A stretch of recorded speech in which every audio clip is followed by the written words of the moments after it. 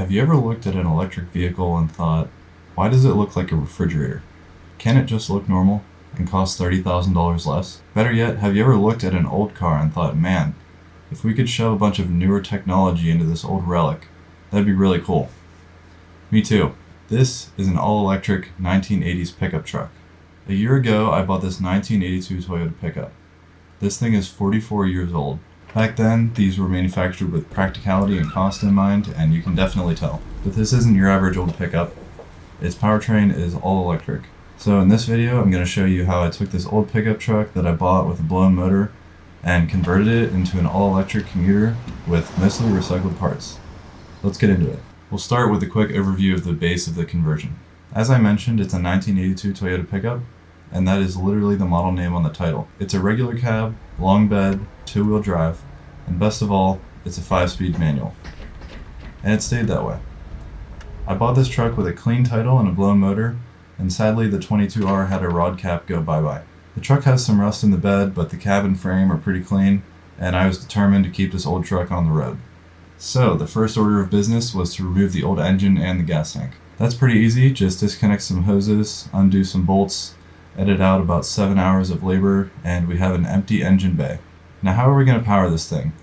In comes this big DC electric motor that I got off of Craigslist. This is a NetGain Warp 9 DC motor. It's about 140 pounds, has 2 output shafts, and is rated for 144 volts at 1000 amps, or 144 kilowatts of peak power. If I was to do this again, I would probably use a leaf drive unit or some other AC propulsion, but this is what I could find cheaply and locally at this time. But wait a minute. This thing just has a mangled spinny thing on the front end of it. How's it going to drive the wheels of the truck? I decided that it would be best to leave the manual transmission in place. Yes, this electric truck still has a manual transmission, and honestly, that might be my favorite part of the whole build. I did this for 2 reasons. For one, because I think it's cool, and 2, because I can retain the mechanical advantage of having gears, and I don't need to do any fancy switching with contactors to get into reverse. I can just shift the transmission into reverse. So, I decided I would take the clutch out, drill out the rivets, and bolt it to said mangled spinny thing. Now it just slides onto the transmission, and the motor and the transmission rotate together. It's secured to the transmission using an aluminum adapter plate that I bolted to the motor and the bell housing. For the front mounts, I basically used a bunch of scrap steel angle and welded it in such a way that it bolts up to the stock engine mounts. It doesn't look pretty, but it's actually plenty strong. Now that that's done, we're going to dive into some of the more complicated stuff, but in the interest of keeping this brief and simple, I won't go too deep into the details. I'd be happy to make a more detailed video on each of these parts, if people are interested, so let me know in the comments. First, much like modern gas engines, electric motors need computers to be able to run them properly. For gas engines, these are called ECUs, or engine control units. For electric motors, these are simply called motor controllers. In this instance, my motor controller is just a device that takes input from me, such as the push of the throttle, and pulls power from the battery pack and sends it to the motor accordingly. It is essentially the middleman between your battery pack and your motor. There are plenty of options for controllers, but I found a good deal on what is widely believed to be the holy grail of DC controllers. Not that that means much in 2026. The Zilla 1K. This was another Craigslist find, so I honestly wasn't even sure if this controller worked, but it seems to be doing great so far. The controller needs to be protected from water, so I found this gasketed electrical enclosure on Facebook and decided that's where all of my controller circuits and chargers would go. It's mounted in the bed so that all the wires can stub through for the necessary connections. I mentioned earlier that the controller receives input from the driver, and this occurs in a few different forms.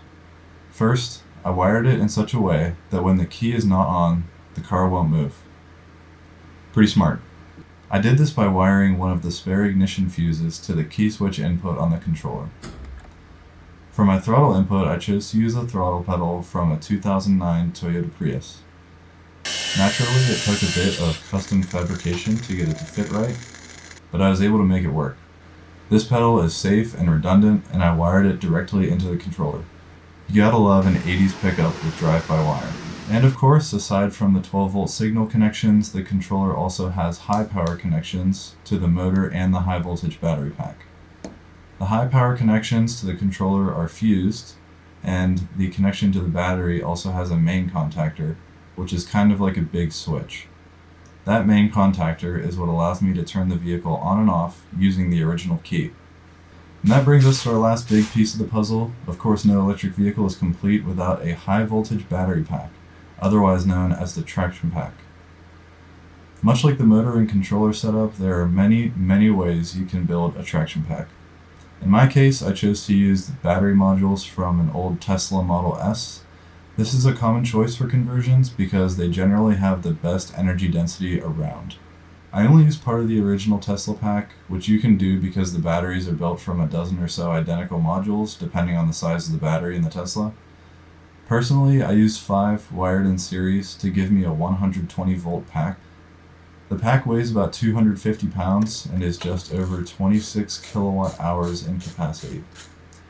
For obvious reasons, I've never completely drained the pack, but based on similar setups, I estimate around 75 to 85 miles of range. If you're like me and you have everything you need within a couple miles of your house, that should be plenty. This beautiful battery enclosure is from EV West, and it's secured to some steel angle that I welded to the frame underneath the bed. Don't worry, it has almost 10 inches of ground clearance and sits about 2 inches above the rear diff. One very important thing about electric vehicle batteries is that they need to be continuously monitored with automated fail-safes in place. This is done using a battery management system, or BMS for short. The most common ones for custom applications are Thunderstruck motors or Orion BMS. I chose Thunderstruck for their cost effectiveness and good customer support. The BMS is housed within the battery pack, and it continuously monitors the temperature and cell voltages of all the batteries in the pack. It shuts everything down if any readings are out of a specified range. The last thing I had to do was figure out a way to charge it. And since all of the accessories still run off the 12 volt battery, I need a way to charge both the 12 volt battery and the traction pack. Let's start with the traction pack. My high voltage charger is from Thunderstruck Motors, and it is controlled by the battery management system that I mentioned earlier. This device takes 120 volt or 240 volt power in and sends out about 126 volts to the traction pack. I thought it would be cool to put my charging port where the gas cap was as a little Easter egg. These prongs are not hot, but once you plug the vehicle in, it will automatically start charging. Charging for the 12 volt battery is pretty simple. Since the traction pack is so large, I can pull power from that to top off my 12 volt battery as needed. I did this using a step-down DC to DC converter. This one is from, you guessed it, Thunderstruck Motors. Anytime the truck is on, it takes 120 volts DC from the traction pack and sends about 13.5 volts to the 12 volt battery to keep it charged. And that covers most of the big ticket items in an electric vehicle retrofit. But there's one more thing I'd like to show you guys, and that is the first time that I took it out for a drive, which I had my girlfriend film against her will. At this point, I had spent months of wiring and troubleshooting trying to get this thing working, and I gotta say the payoff when those wheels spun for the first time was pretty great. I was babying it pretty good with it being the first time on the road and everything, but hopefully you enjoy the following footage, which we captured just a few weeks ago. Gabby, would you like to do the honors? Yeah. I'm gonna try my best. Alright.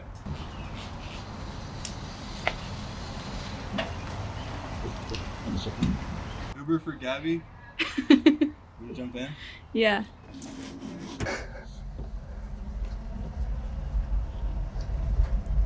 The low speed control is way better with the Zilla controller.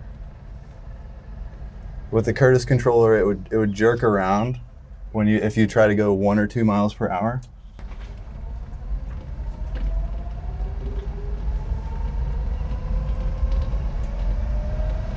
Okay. Pretty smooth. We're in first gear. Just barely giving it some throttle. That is a good response. The Prius throttle works well in this. It seems pretty smooth. Don't mind me, nothing to see here, folks. Just normal car. Okay, we'll go left here, and I'm gonna start from second gear.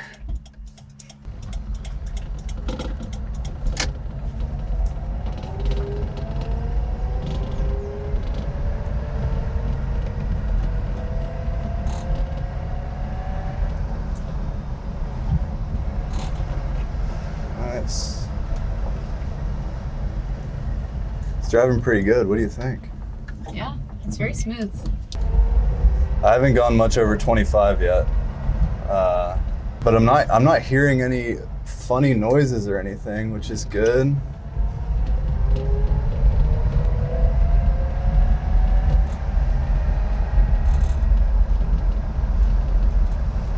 I'm pretty happy with this. Yeah.